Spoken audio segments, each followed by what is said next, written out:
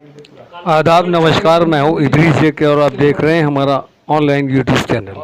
जी हाँ, आज की न्यूज़ में आप सामने देख रहे हैं बबीता भारती, जो कांग्रेस की एक ऐसी नेता हैं जो आज मुखर्जी नगर क्षेत्र में ये जो है 2024 के लिए खड़ी हुई हैं और यहाँ पर इन्होंने एक रैली का आयोजन किया मुखर्जी नगर के गांधी विहार में गौरी शंकर मंदिर से। आइए दिखाते हैं जी हाँ उनकी रैली की कुछ झलकियाँ और करते हैं उनसे बातचीत।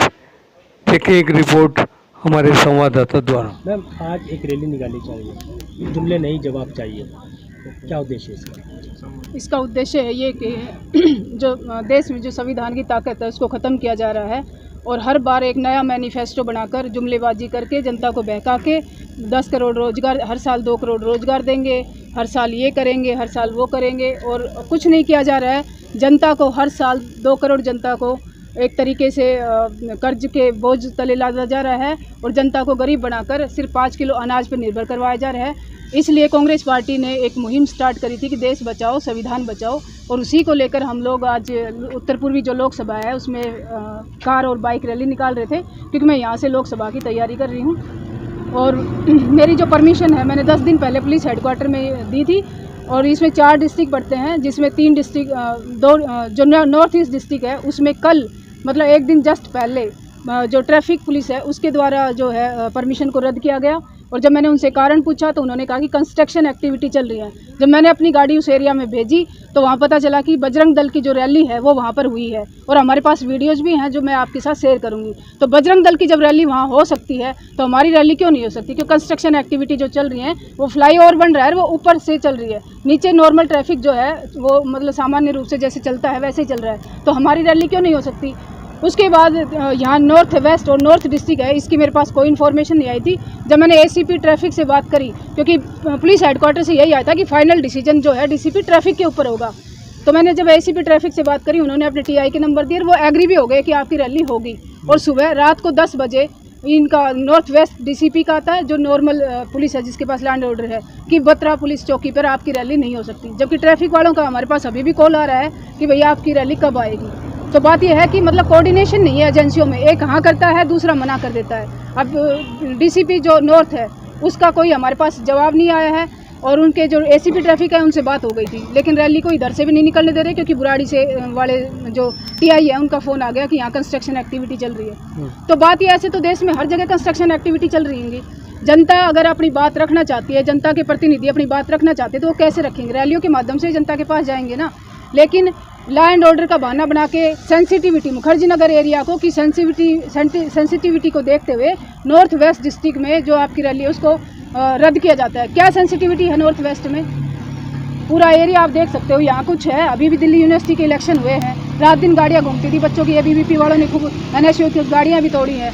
क्या सेंसिटिविटी, क्या इलेक्शन आपने कैंसिल किए? तो मैम आपको दबाया जा रहा है? दबाया जा रहा है मेरे को क्या? पूरी कांग्रेस पार्टी को दबाया जा रहा है कि कांग्रेस की जो आवाज़ है वो नहीं निकलनी, और जो कोई भी कैंडिडेट है उसको जो ग्राउंड पे आके अपनी बात रखना चाह रहे, जनता के पास जाना चाह रहे, जो नहीं डर रहा है उसको दबाना है। नहीं तो कांग्रेस में पहले से जो लीडर हैं उनको वैसे ईडी सीबीआई का डर दिखा के उनकी आवाज़ बंद करी जा रही है। क्या लगता है इसमें सत्ताधारी जो पार्टी है उनका हाथ है?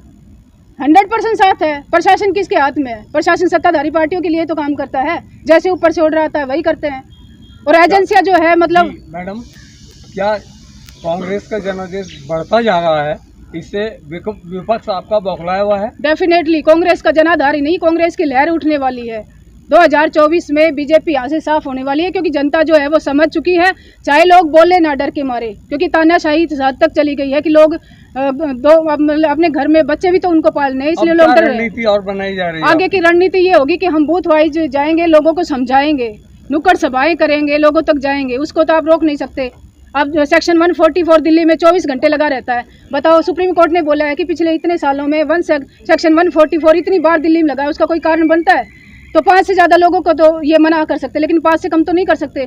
तो हम नुक्कड़ सभाओं के जरिए जनता तक पहुंचेंगे और 2024 में कांग्रेस भारी बहुमत के साथ आएगी। अच्छा, विपक्षी नेताओं को दबाया जा रहा है ईडी द्वारा, सीबीआई द्वारा। जो संजय सिंह का, जो आपके अलायंस के जो नेता है संजय सिंह, वो बहुत मुखरता से बोलते थे संसद में भी बाहर भी, तो क्या इसको उनको इस तरह से अरेस्ट जो किया गया, क्या करेंगे? हर किसी को दबाया जा रहा है। जो कास्ट सेंसस जो जारी की गई है बिहार में, उस मुद्दे को दबाया जा सके इसलिए नए मुद्दे निकाल के लाते हैं।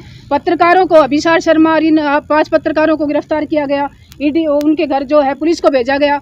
आप लोग पत्रकार हो, अगर आप आवाज़ उठाओगे तो कोई बात है तो आपको नोटिस भेज के पुलिस में बुलाया जा सकता है। 100 पुलिस वाले पत्रकारों के घर पहुंच जाते हैं उनको डराने के लिए। ये सिर्फ ये क्या पूछते हैं उनसे कि क्या आपने उसको कवर किया था, किसान आंदोलन को कवर किया था, क्या आपने शाहीन बाग को कवर किया था, क्या आपको पता नहीं है उन्होंने कवर किया था कि नहीं किया था? ये सवाल पूछने के हैं। अभी लोकसभा की तैयारी, आप बात कर तैयारी कर रहे हैं लोकसभा की, तो आपने मुखर्जी नगर इलाका ही क्यों चुना? मुखर्जी नगर इलाका इसलिए चुना मैंने क्योंकि मैं यहाँ इस इलाके में 12 से 13 साल से रह रही हूँ। मैंने यहाँ सिविल सर्विस की तैयारी शुरू की, दिल्ली यूनिवर्सिटी से लॉ पास की।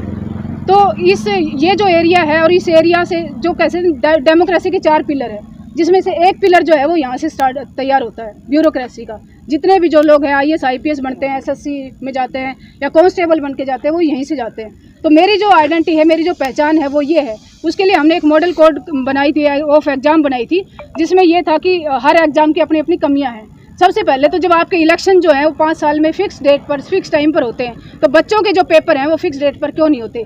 हर साल वैकेंसी आनी चाहिए, फिक्स कैलेंडर होना चाहिए कि इस मंथ में नोटिफिकेशन आएगा, 3 महीने का टाइम देकर उसका एग्जाम होना चाहिए, 1 महीने में उसका रिजल्ट आना चाहिए, 1 महीने के अंदर उसकी ज्वाइनिंग हो जानी चाहिए। लेकिन ये क्या करते हैं कि अगर आपका रिजल्ट आ गया तो ज्वाइनिंग नहीं देंगे, और ज्वाइनिंग हो भी गई तो कोर्ट में केस अगर चला गया तो 4 साल तक आएगा नहीं, आपको सैलरी नहीं मिलेगी। मैम, आप जो नौकरियों की आप बात कर रही हैं, हम बार बार देखते हैं कितने पेपर लीक हो रहे हैं। बहुत से आदमी 4-4, 5-5 साल तैयारी करता है, वो पेपर का टाइम आता है, मालूम पड़ा पेपर लीक हो गया, उसके पूरे सपने रहेगा। इसका रीजन क्या है? उसी के लिए हमने ये किया कि हर रोज हर पेपर आउट हो रहा है। एक पेपर ऐसा नहीं इस देश में जो आउट नहीं हो रहा। कहते हैं कि UPSC के नहीं होते थे, आज UPSC भी जो है उससे मतलब वो नहीं रही है, UPSC के पेपर भी होते हैं। आप वो जो एक IPS थे कर्नाटका में पेपर दे रहे थे, उनका आप उदाहरण देख सकते हो, बाजीराव इंस्टीट्यूट से 2-3 साल पहले की बात है, मेंस में नकल चल रही थी ब्लूटूथ से।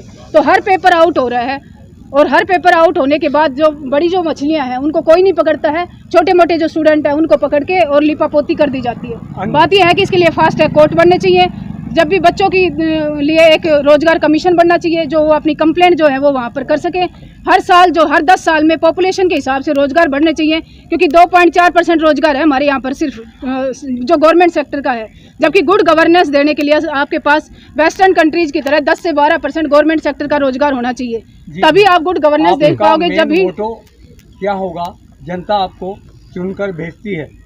मेरा जो मेन मोटो है वो यही होगा कि जो संविधान है उसको धरातल पे रियल में लागू करवाना, क्योंकि देश इतने साल हो गए संविधान को लागू हुए, प्रॉपर तरीके से संविधान लागू नहीं हुआ है, महिलाओं को उनके अधिकार नहीं मिले हैं। अब महिला रिजर्वेशन बिल पास किया है, 33% रिजर्वेशन पास किया है, ये तो सालों से आ रहा था यही बिल। तो इसका मुलायम सिंह यादव, लालू यादव विरोध कर रहे थे, क्योंकि उन्होंने ये कहा था कि इससे क्या होगा, सिर्फ जो जनरल कास्ट की महिलाएं हैं, जिनका प्रतिनिधित्व, जिनके हस्बैंड है, जिनके पति हैं या जिनके फादर हैं पहले से पॉलिटिक्स में, वही एंट्री करेंगी। जो सामान्य OBC है, SC ST, वो कैसे एंट्री करेगा? इसके लिए इसके अंदर कोटा अंडर कोटा बनाओ कि हर महिला का जो OBC महिला का इतना % होगा, SC महिला का इतना % होगा, वो 50% होना चाहिए। लेकिन उन्होंने इस बात को दरकिनार करते हुए अपने हिसाब से बिल पास कर दिया। हमारे आप क्या संदेश देना चाहेंगी? जनता के लिए ये संदेश है, समय रहते हुए जाग जाओ, वरना 2024 के बाद ये देश नॉर्थ कोरिया बन जाएगा, चाइना बन जाएगा, जिसमें 1 नेशन पार्टी है चाइना। उसके बाद कभी इलेक्शन नहीं होंगे। ये संविधान, ये अधिकार, ये बोलने की आज़ादी, ये सब खत्म हो जाएंगे। मनुस्मृति टाइप का जो संविधान है वो लागू हो जाएगा। आप महिलाओं को देख रहे हो, रावण ने सीता जी को उठाया, सिर्फ उठाया, ना कि उनकी इच्छा के विरुद्ध कुछ किया उन्होंने। आज तक उस रावण को माफ़ नहीं किया जा रहा, हर साल उसका पुतला जलाया जाता है दशहरे पे। लेकिन जो मणिपुर में औरतों को नंगा घुमाया जा रहा है, एक बच्ची 12 साल की MP में, वहाँ पर एक घर घूम रही है कि मुझे बचा लो, मुझे बचा लो, कोई बचाने वाला नहीं है। ऐसे महिलाएं नंगी घूमेंगी इस देश में, कोई बचाने वाला नहीं होगा। मैडम, आखिरी सवाल आपसे, यह जो रैली निकाल रहे थे कहाँ से कहाँ तक जानी थी, इसको रद्द किया गया? ये रैली मुखर्जी नगर से निकलनी थी, और जो उत्तर पूर्वी दिल्ली है इसके पूरे 10 विधानसभा पड़ती है, इसमें से ये निकलनी थी। और मैंने 10 दिन पहले 29 तारीख को पुलिस हेडक्वार्टर में दी थी, क्योंकि 2 से जब ज़्यादा डिस्ट्रिक्ट पड़ते हैं तो आप पुलिस हेडक्वार्टर में देते हो, सारे डिस्ट्रिक्ट नहीं घूमते। उसके बावजूद ही मैंने हर डिस्ट्रिक्ट को मेल भी कर दिया था, और उसके बाद मेरे को प्रॉपर टाइम से पहले नहीं बताया गया। बाहर से लोग आ रहे थे, कोई UP से आ रहा था, कोई हरियाणा से आ रहे थे, कोई राजस्थान से आ रहे थे, हर किसी की एंट्री बंद कर दी गई। एंड टाइम पे जब मतलब यहाँ गैदरिंग होनी थी उस टाइम सारी गाड़ियों को हमें मतलब मेरे को अकेले के अलावा मेरे साथ कोई खड़ा नहीं हो सकता, मेरी एक गाड़ी के अलावा, ये इन्होंने किया। ठीक है, थैंक यू।